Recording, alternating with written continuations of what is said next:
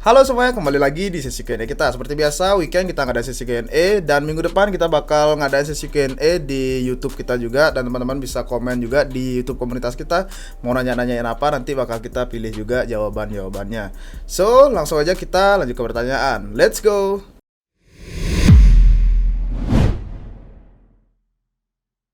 Oke, untuk pertanyaan pertama, ICO Phil dan Kalistia dari Nohromansyah. Oke, dari ICO project-project baru nih. Dia nanya mungkin apakah ada ICO gitu mungkin ya. Kalau kita lihat kan dari Phil dan Kalistia ini masih devnet dan testnet juga Bli ya. Kemarin juga banyak juga teman-teman yang nanyain Kalistia juga karena ada testnetnya, mungkin spekulasi airdrop mungkin bisa jadi gitu kan. Nah, kalau dari David gimana nih? Kemarin David sempat gini cerita tentang Phil juga nih. Kalau nggak salah di video hari Jumat atau Rabu 2 minggu sebelumnya kayaknya awal tahun ini ya videonya baru. Mungkin gara-gara nonton itu juga kali ya, jadi pertanyaan bisa ICO apa enggak, bisa sell. Nah, kalau yang kita lihat sejauh ini ya, mereka kan bikin infrastruktur teknologi. Nah, yang namanya infrastruktur tuh kadang ada yang butuh token, ada yang nggak butuh token. Nah, yang jadi pertanyaan itu adalah apakah Phil dan Celestia ini bakal punya token atau enggak? Karena ICO itu juga nggak bakal dilakuin kalau mereka nggak butuh token, dan mengingat mereka habis funding juga kemarin. Mereka udah dapat funding sekitar puluhan juta rupiah untuk bantu membangun ekosistem. Nah, kecuali mereka mau bikin token, baru kita bisa tanya ICO. Misalkan beneran nih mereka bakal rilis, yang perlu kita lihat itu sebenarnya partisipasi seawal mungkin biasanya yang paling mantep. Karena dari dulu ya kita ngelihat kalau proyek-proyek itu menghadiahkan partisipan awal itu lebih besar daripada kalau kita beli. Karena pertama, kalau partisipan awal dikasih airdrop kan ya nggak habis duit apapun kan. Tapi kalau misalkan kita mau beli di ICO, kita ya harus keluarin duit dan kita harus spekulasi apakah harganya akan pump dari harga ICO itu. Nah, kalau mau melakukan partisipasi di Fuel sama Celestia, sebenarnya paling banyak itu sebagai developer saat ini ya. Karena yang seperti dibilang tadi masih devnet testnet, dan kebanyakan mereka tuh nyari proyek untuk dibangun di atasnya. Kayak Phil contohnya, mereka lagi banyak banget yang namanya program-program untuk developer, mereka ngadain hackathon, mereka pindah-pindah kemarin habis ada yang terbaru di Amerika juga tuh konferensi, dan ngasih hadiah ribuan dolar USD untuk orang-orang yang menang hackathonnya mereka. Jadi mereka lagi sibuk nyari aplikasi, nyari developer. Kalau ada beberapa dari kalian yang ngoding, programming, mungkin baru pertama kali nih mau masuk ke dunia Web3, bisa coba belajar bahasa pemrogramannya Fuel, namanya Sway. Nah, itu bisa masuk partisipan awal di sana. Untuk retail, selain download dompet belum ada apa-apa lagi. Baru install wallet doang Fuel. Terus kadang ngelihat aset yang didapetin dari testnet, terus kayak mau diapain juga bingung karena belum bisa ngapa-ngapain. Ikutin aja, pantau medsosnya, siapa tahu nanti ada. Celestia kemarin ada yang ngasih dapat email sih testnet untuk yang dapat reward atau insentif. Cuman kami pun belum dapat emailnya itu. Jadi mungkin kalau ada beberapa dari kalian yang dapat, bisa cek alamat emailnya di inbox. Oke, mungkin kita langsung aja lanjut ke pertanyaan nomor 2. Pertanyaan nomor 2. Dalam siklus 4 tahunan BTC, sekarang kita ada di tahun keberapa? Udah saatnya akumulasi dari Kojak Sam 21. Wah, ini kebetulan juga di awal tahun kan kita udah buat video tentang 2023, mungkin tahun akumulasi.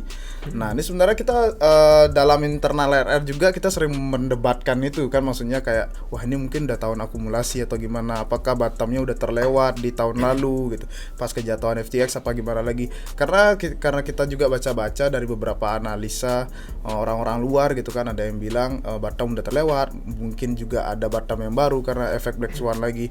Nah, kalau David gimana nih dari persepsinya nih? Kita udah menjelang halving yang keempat. Kalau misalkan kita ngelihat yang berikutnya itu ada di Maret atau April 2024. Cuman biasanya ini berubah tergantung kecepatan bloknya juga di Bitcoin. Nah, kalau misalkan nanti bisa kita kasih gambarnya, itu ada gambar contohnya yang kalau kalian ngelihat dari tahun-tahun sebelumnya itu, setiap kali halving tuh kelihatan rewardnya bener-bener kepotong jauh gitu kan, potong setengah. Yang awalnya dari 50 turun jadi 25, turun jadi 12,5, terus sekarang udah turun nih yang ketiga kalinya sampai ke 6,25. Terus nanti kalau bakal turun lagi ya ke yang 3,125 kalau nggak salah ya. 3125. Ya, saya juga kurang bagus matematikanya kalau di otak.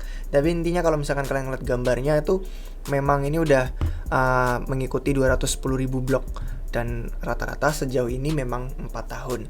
Maret 2024 atau April 2024. Nah, kalian bisa lacak progresnya, nanti bisa kami kasih linknya di bawah kalau mau lihat tentang halving. Mengenai akumulasinya, ini masing-masing orang berbeda ya. Karena seperti yang dibilang di awal tadi, bahkan di tim RR pun meskipun kami punya banyak banget analisis, banyak banget komentar yang berbeda, itu pun semua tetap disesuaikan sama pribadi masing-masing.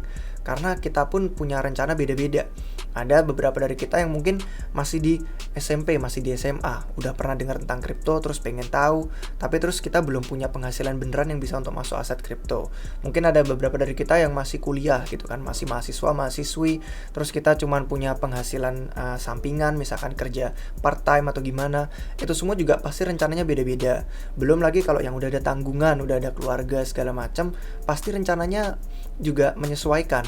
Entah itu untuk pensiun, entah itu cuman untuk trading jangka pendek, entah itu untuk kita pengen beli mobil, pengen beli rumah. Jadi menurut saya untuk akumulasi itu tetap ngelihat berbagai analisis, ngelihat berbagai komentar, disesuaikan lagi. Nah, kalau menurut pribadi saya pribadi yang pengen akumulasi BTC, selama tahun lalu itu saya bener-bener nggak beli apapun sampai akhir tahun pas post FTX itu kemarin. Pasca FTX hancur itu terus baru bener-bener tertarik beli, dan terus akhirnya setelah masuk di sana, kalau ngeliatin dari metrik-metrik on-chain, ini udah kita bahas juga di beberapa video terakhir, kalau nggak salah reasoning untuk kapan ada analisis on-chain juga, itu menunjukkan bahwa dia zonanya itu nilainya fair, atau bisa dibilang kalau dalam bahasa Indonesianya itu cukup memuaskan. Kalau dilihat dari historis, orang yang beli di titik itu mereka profit banget. Mereka sangat diuntungkan. Cuman mereka profitnya bukan karena di TP seminggu kemudian, karena yang jadi fakta adalah kita butuh waktu untuk sampai ke titik itu menguntungkan. Nah, itulah kenapa kalau menurut saya ya, di bawah 20.000 misalkan dapat 18 atau 16-an 17k kayak kemarin, itu udah mantep. Itu udah harga yang fair value, dan saya nggak mempermasalahkan bisa dapat bottom apa enggak. Kemarin kita habis ngepost di Twitter juga kan, kalau misalkan ngeliat di Twitter kemarin, ini dari siklus sebelumnya itu banyak banget loh waktu untuk bottom. Tapi disayangkannya, untuk kalian yang kemarin mungkin sempat ngalamin juga di tahun 2018, itu banyak orang yang ngelewatin kesempatan itu. Kadang kita bertanya kan, kok bisa 111 hari kelewatan untuk beli, untuk serok. 111 hari itu lama, 3,5 bulan lebih. Yaitu karena orang masih menunggu bottom, mencari-cari. Kadang berharap mau ke 15, berharap mau ke 10, berharap mau lebih rendah lagi. Nah, kadang kalau misalkan udah DCA, aman aja kita masukin posisi. Yang penting nggak terlalu panik dan nggak pengen dia bener-bener profit jangka pendek. Ada yang bilang harga kemarin belum dalam, tapi ada yang bilang bottom udah lewat. Menurut saya, kalau DCA, yang manapun kita nggak bakal rugi. Karena posisi punya, kalau misalkan ngepam bisa TP. Kalau misalkan turun, karena dana dingin kita tetap cash flow-nya lanjut, tetap bisa serok lagi. Bubuk amunisi juga ada. Karena manusia nggak bisa nebak, udah sih menurut saya paling gampang DCA aja. Selama di zona fair value itu menurut saya bakal menguntungkan dalam jangka panjang. Oke, kalau dari aku pribadi sih mau pengen sharing juga ke teman-teman ya, karena di Q&A sebelumnya kita juga udah pernah sharing dari strategi pribadi-pribadi juga. Kalau aku juga mungkin pas di Q&A lalu aku bilang target-target DCA aku ada juga, DCA bulanan ada juga. Habis itu di DCA di harga-harga tertentu udah siap dana ada juga gitu kan. Kemarin kan itu kebetulan nyentuh di 15 kan. Nah, dari targetku kemarin tuh kan ada dari 18, 15, 13 gitu, mungkin kan ada dana-dana siap untuk serok gitu.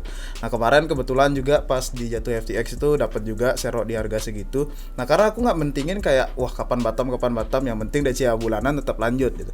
Nah, mungkin teman-teman dari kita lihat ya dari bear market ini, nah sebenarnya kita peluangnya besar karena kita bisa akumulasi lebih banyak. Selain itu kita bisa memasang strategi akumulasi lebih banyak. Contohnya, karena aku sendiri juga kayak sering ngeliatin DeFi gitu kan. Nah, mungkin teman-teman bisa akumulasi dengan berbagai profil risiko teman-teman. Misalnya nih contoh, teman-teman yang udah sering bermain di DeFi, mungkin ada yang ngambil lending and borrowing gitu kan, pengen leverage dengan tingkat akumulasi tertentu gitu kan. Ada yang ngambil pinjaman untuk DCA lagi, untuk serok pas di bawah gitu menurutnya, atau mungkin udah siap dana nih, udah siap aset, ketika harga jatuh sekian, wah aku bakal jadiin kolateral BTC ku nih untuk serok lagi nih. Nah, itu kan bisa jadi kayak gitu dari strategi-strategi profil resiko kita masing-masing selama bear market ini. Karena kayak tadi David bilang itu kan kita yang terdahulu tuh punya rentang 111 hari kan. Nah, coba kita pikirkan nih beberapa bulan, wah sebenarnya kita punya banyak nih waktu untuk mikirkan strategi resiko kita masing-masing gitu. Tapi jangan semuanya, jangan seluruh aset kita jadikan jaminan, kita pinjamkan untuk beli aset yang volatile lagi kan, wah itu berbahaya banget untuk leverage-nya gitu. Jadi mungkin teman-teman itu salah satu pandangan ya yang aku juga pribadi lakuin karena sering di DeFi juga. Jadi mungkin sih itu teman-teman lebih baik risetnya ke sana gitu.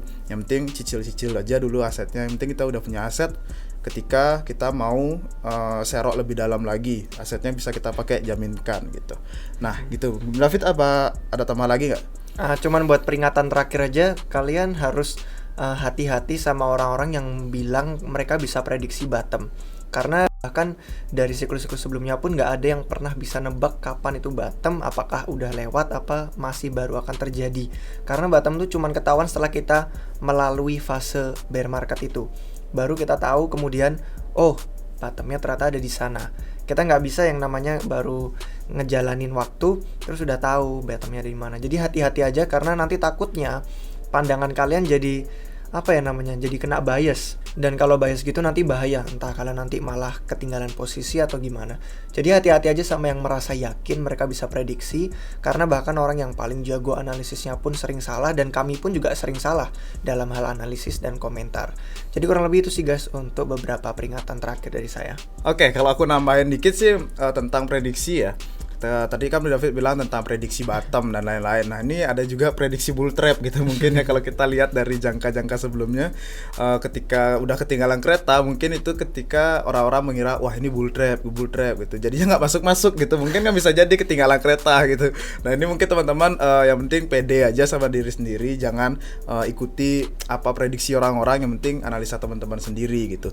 Yang penting itu DCA juga pas ketinggalan kereta nggak terlalu nyesek gitu, meskipun masih ada uang dingin pakai serok gitu, tapi nggak terlalu nyesek gitu. Jangan mindsetnya naik dikit wah bull trap, karena kita udah sering kegocek di tahun lalu ya gitu kan, pasti ada traumatis lah gitu juga di dalam diri. Nah gitu aja teman-teman, yang penting yakin. So mungkin kita lanjut aja ke pertanyaan selanjutnya. Bang, lebih worth it di BNB atau Sol jika dananya hanya 1,5 juta, dari @Andika Gumilar. Nah ini kita klaim juga, kita bukan ngasih saran atau apa ya, kita bukan financial advice juga. Kalau dilihat dari market cap ya, nah ini kan kita lihat secara general aja, market cap masih gedean si BNB, Solana yang kemarin baru terpuruk banget gitu kan, tapi dari komunitasnya masih juga percaya bisa naik-naik dikit ya juga. Nah jadi simpelnya gini aja, mungkin si Bang Andika gitu pengen mainnya di ekosistem mana. Nah ini kan karena layer one gitu kan, pengen mainnya di ekosistem BNB atau Solana, lebih tertarik ke Solana atau BNB dari segi ekosistem. Nah kecuali beli untuk di hold aja, nggak dipakai gitu. Oke, kalau untuk kelebihan dan kekurangannya kan memang masing-masing itu ada kalau kita ngobrol kelebihan dan kekurangan. Nah kalau dari David gimana nih persepsinya nih? Ya kalau dari yang namanya keputusan ini kan kita juga nggak mau kita nggak mau ngasih nasihat, nggak mau ngasih saran apapun, karena yang tahu tuh kalian sendiri. Dan kalau misalkan kalian tahu situasi sendiri, pasti ada keyakinan yang kayak diomongin kita dari pertanyaan sebelumnya itu. Gimana caranya kita bisa pede, bisa yakin sama duit yang kita masukin, itu cuma bisa berasal dari diri sendiri doang. Percuma mau orang lain bilang yang mana bullish, yang mana bagus, tetap itu harus kita utamakan riset mandiri dan dior itu. Nah cuman ada satu komentar yang saya mau kasih itu mengenai duit ini tujuannya untuk apa gitu kan. Karena ada beberapa orang yang masukin duit ke kripto itu untuk preserve capital atau kayak mempertahankan modal. Ini biasanya contohnya kayak institusi besar atau kayak whales. Mereka biasanya punya duit besar dalam bentuk fiat dan mereka pengen setidaknya ada apresiasi nilai, tapi ya udahlah aman, nggak terlalu jatuh harganya. Akhirnya mereka masukin BTC. Memang volatil memang dan bisa jatuh sampai kayak 80% lebih. Cuman akhirnya mereka ada potensi peluang kekayaan itu bisa dipertahankan sampai akhirnya misalkan BTC bull run, kekayaan mereka yang mungkin berapa miliar dolar akhirnya jadi berapa triliun dolar. Itu contoh yang pertama. Contoh yang kedua, ada investor yang memang nyesuaiin dana tertentu untuk dapat 5x atau 10x. Nah ini biasanya persentase kecil dari porto. kalau misalkan dana yang diomongin ini merupakan persentase kecil dari porto, biasanya memang kita bisa lebih spekulasi lebih liar.